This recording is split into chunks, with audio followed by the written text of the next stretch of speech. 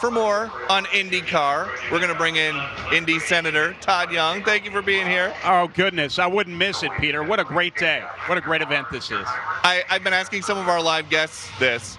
I asked Mike Johnson, I should say, and then, as it turns out, Doug Burgum once went to race car school for his 40th birthday. But what is the fastest that you have personally ever driven a car?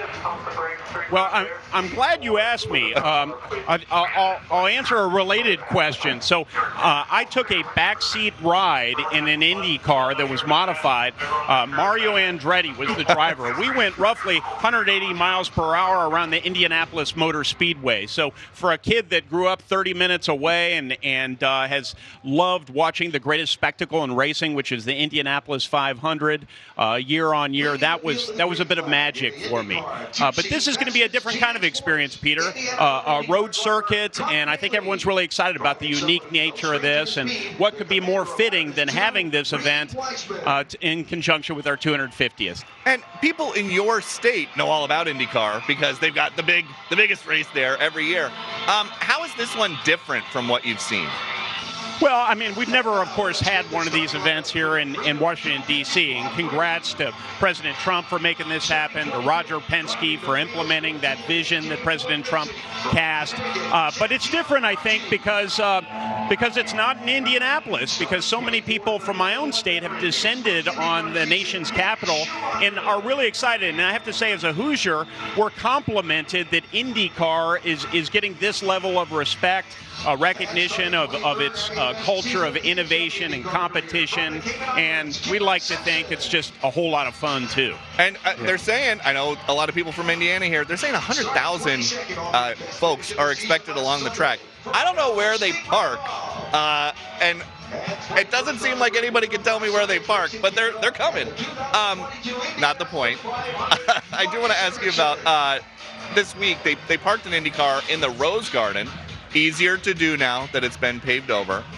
For this announcement that the First Lady made that is in conjunction with two of the biggest schools in Indiana, I guess the two biggest, IU and Purdue. Tell us about this announcement and how does IndyCar factor in? Well, the First Lady's to be commended. Melania Trump has a Foster the Future initiative, and that's to give kids who go through foster care and age out more life opportunities. Those kids oftentimes are swimming upstream in terms of some of the life challenges they face. So Melania Trump has persuaded Fox and IndyCar to each contribute $1 million to this initiative. There are 26 overall universities across the country that are also participating. Among them is Indiana University and Purdue University in my state. All that money goes to scholarships to help these foster kids out. So what's it have to do with IndyCar? Well, not only have they been generous, but I think this is a great opportunity to highlight this initiative on a day when there was so much cooperation required to pull an event like this together.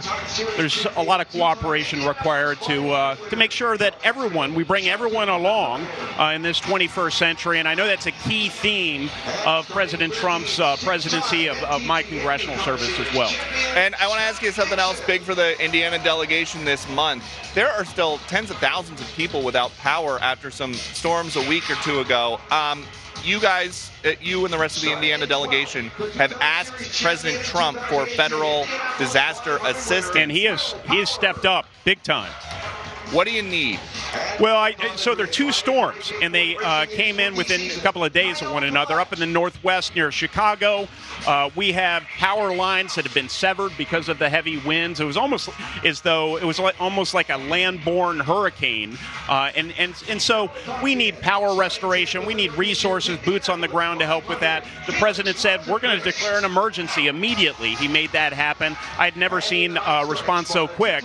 And then in central Indiana and various other parts of the state, we've had a lot of flooding. So we too need more resources. I think additional resources will be coming, but the initial response has been incredible, and we'll work with the administration on further assistance.